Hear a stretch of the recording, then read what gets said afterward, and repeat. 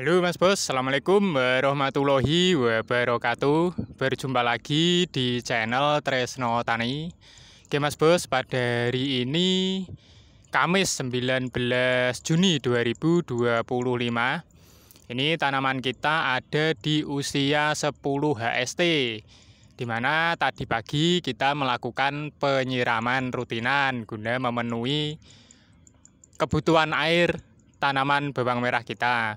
Kemudian di sore hari ini kita menyemprot bahan aktif Metomil. Ini mereknya Nexus 40 SP. Ini Metomil 40%. Kita makainya tadi 2 sendok makan menggunung ya. Ini dalam anjurannya 1 gram per liter airnya. Jadi berarti kalau tangki kita 16 liter berarti 16 gram. Itu 1 sendok lebih sedikit. Kalau menggunung loh ya. Kalau kita coba ditimbang di timbangan kue milik istri atau milik ibu atau siapalah, bisa dicoba per sendoknya itu berapa setiap merek dagang atau setiap bahan aktif ya, atau obat-obatan yang kita gunakan. Jadi nanti biar pas. Jadi kalau kita memakai 2 sendok kan sudah di atas dosisnya toh Mas Bos, tapi tidak sampai 2 kali lipatnya. Oke.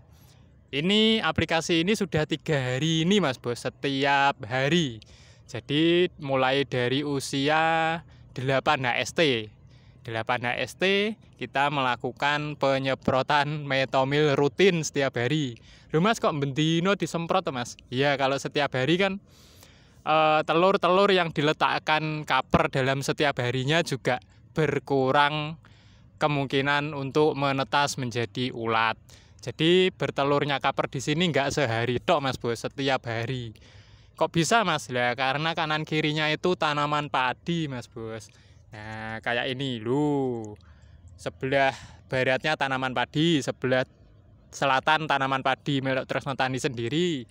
Sebelah timur tanaman padi milik Lekwar, itu juga tetangga rumah Tresno Tani. Nah, dengan lingkungan yang seperti ini, kaper itu tibanya itu sewaktu-waktu, berkunjungnya sewaktu-waktu, enggak pas bulan purnama aja, atau enggak pas waktu-waktu tertentu saja, tapi hampir setiap hari.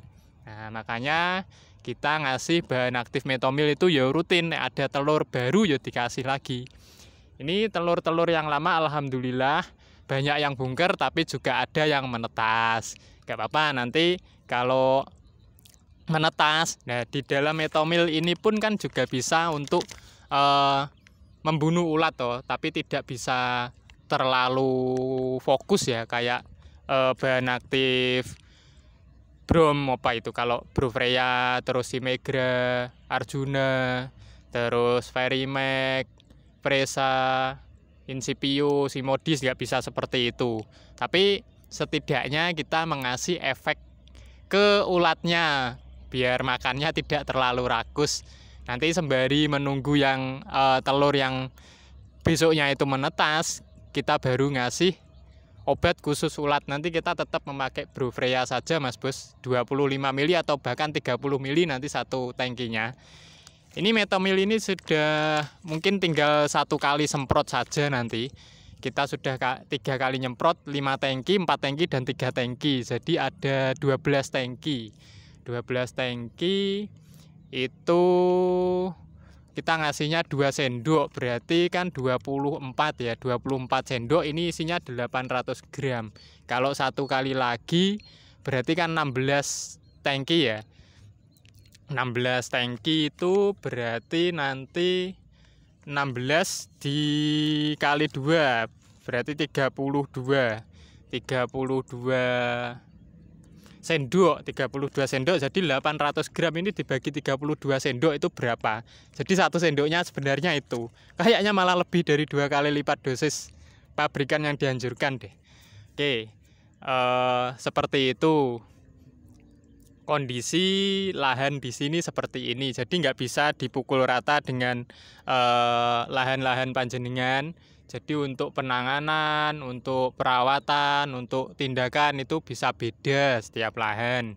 Karena juga beda lingkungan, beda kontur tanah, beda segalanya lah pokoknya. Nah, Terus aplikasi atau perlakuan Tresno Tani ya seperti ini. Nanti kalau cocok ya monggo bisa dipakai, kalau enggak ya ditonton saja Mas Bos. Karena Tresno Tani juga petani biasa. Kita bukan guru pertanian, bukan konsultan pertanian, bukan suhu pertanian, bukan orang dari akademi pertanian. Justru kita malah dari dunia kesehatan loh Mas Bos. Oh iya Mas Bos, ini satu kali lagi ya.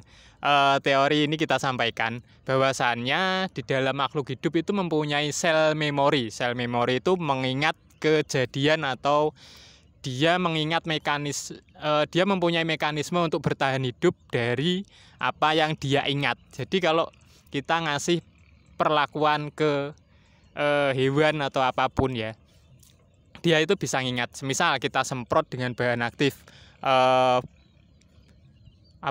dengan Simegra atau Brofreya kita semprot. Terus dia nggak mati 100% total nggak mati, terus dia ulatnya itu menjadi kepompong, terus menjadi kupu-kupu. Nah, menjadi kupu-kupu, menjadi kaper. Di situ dia itu mempunyai sel memori untuk keturunan-keturunan yang bakal dilahirkan, itu mempunyai sel memori untuk mengingat bagaimana mekanisme kerja dari Brofreya tersebut. Dia bisa menghafal dan dia bisa membuat mekanisme dalam tubuhnya itu untuk membuat perlindungan. Nah, jadi untuk teori resistensi ya itu seperti itu. Apalagi kalau kita ngasihnya overdosis di atas dosis yang dianjurkan, terus dia nggak mati, dan nanti malah justru dosisnya naik lagi. Bisa naik terus dan bahkan berganti kelas golongan. Nah, golongan insektisida bisa naik tingkatan lagi seperti itu. Kalau antibiotik di manusia pun juga seperti itu. Kalau sudah dia kebal atau resisten terhadap antibiotik dasar, kalau di Indonesia itu amoksisilin itu Mas Bos. Nah, dia kebal amoksisilin, dia nanti naik lagi dosisnya. Seumpama 1 sendok sirup ya anak kecil, nanti 1,5, naik lagi 2 sendok, 2,5 sendok. Nah, kalau sudah kebal, dia naik kelas lagi. Nah, naik kelas antibiotik, dia bisa naik ke golongan cefadroxil. Nah, merek dagangnya banyak. Pokoknya naik terus. Nah, sama seperti di dunia pertanian mungkin sama loh ya. Karena makhluk hidup kan pasti mempunyai siklus hidup yang sama toh. Nah, jadi seperti itu. Oke Mas Bos, ini sudah menjelang maghrib, kita akhiri saja ya. Untuk tanamannya ya seperti ini. Seperti ini 10 hari. Ya, 10 hari seperti ini, alhamdulillah. Walaupun ada beberapa ulat yang menetas, telur yang menetas menjadi ulat, tapi semoga saja dengan ini bisa teratasi. Toh nanti kalau masih bandel ya kita semprot dengan menggunakan Brofreya atau Simegra atau nanti Arjuna, Fresa, Verimax, Incipio, pokoknya nanti dipilih salah satu yang khusus untuk ulat. Nah, jadi kalau emang ada serangan yo obatnya khusus, jangan dicampur loh ya nek bisa, biar nanti bekerjanya maksimal.